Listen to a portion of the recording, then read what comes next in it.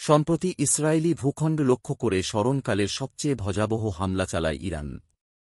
এতে কোনো ক্ষয়ক্ষতির তথ্য স্বীকার না করে বরং আক্রান্ত স্থানের ছবি ও ভিডিও প্রকাশের উপর নিষেধাজ্ঞা দিয়েছে ইসরায়েলি প্রতিরক্ষা বাহিনী। এর মধ্যেই হামলার পাল্টা প্রতিক্রিয়া জানানোর জোর প্রস্তুতি শুরু করেছে তেল আবিব। বলা হচ্ছে ইরানের পরমাণু স্থাপনাতে হামলা চালাতে পারে ইসরায়েল। যদিও এই ধরনের প্রস্তাব নাকচ করে দিয়েছে ইসরায়েলের মদদতা আমেরিকা। তবে ইরানের ভিন্ন গুরুত্বপূর্ণ স্থাপনাগুলোতে আক্রমণের জন্য আলোচনা চলছে বলে জানান মার্কিন প্রেসিডেন্ট জো বাইডেন।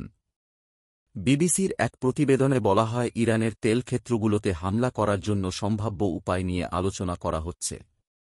এমনটা জানিয়েছেন মার্কিন প্রেসিডেন্ট। এই ধরনের হামলা তিনি সমর্থন করেন কিনা তা নিয়ে সাংবাদিকরা প্রশ্ন করলে জানান সীমিত পরিসরে হামলা হবে বলে তিনি মনে করেন। তবে বিস্তারিত কিছুই বলেননি তিনি। তার এ বক্তব্যে হোয়াইট হাউজের অবস্থান স্পষ্ট হয়নি বলে মনে করছেন বিশ্লেষকরা। এর আগে ইরানের পরমাণু স্থাপনায় হামলার জন্য ইসরায়েলি সম্ভাবনার প্রতি সমর্থন নেই বলে জানিয়েছেন বাইডেন। ইসরায়েলি সংবাদ মাধ্যমগুলোতে বলা হয় মঙ্গলবারের হামলার জবাবে ইসরায়েল প্রথমে ইরানের তেল ক্ষেত্রগুলোতে হামলা চালাবে। তারপর ইরানের প্রতিক্রিয়া দেখালে পাল্টা জবাবে ইরানের পরমাণু কেন্দ্রগুলোতে হামলা চালানো হবে। ইরান যাতে পারমাণবিক বোমা তৈরি করতে না পারে সেজন্য পরমাণু স্থাপনায় হামলার পরিকল্পনা করছে ইসরায়েল। আর এই ধরনের হামলার এখনই সবচেয়ে বড় সুযোগ বলে মনে করছে তেল আবিব।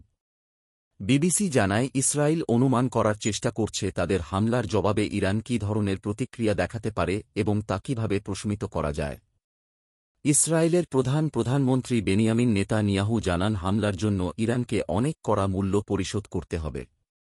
অন্যদিকে ইরানের সশস্ত্র বাহিনীর প্রধান মেজর জেনারেল মোহাম্মদ বাঘেরি জানান ইসরায়েল প্রতিক্রিয়া দেখালে দেশটির সবগুলি গুরুত্বপূর্ণ অবকাঠামোতে হামলার লক্ষ্যবস্তু করবে ইরান।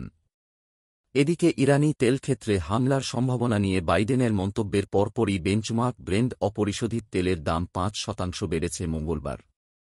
ইসরায়েলে ইরানের বড় আকারের ক্ষেপণাস্ত্র হামলার পর থেকে এটি এখন পর্যন্ত 10% বেড়েছে।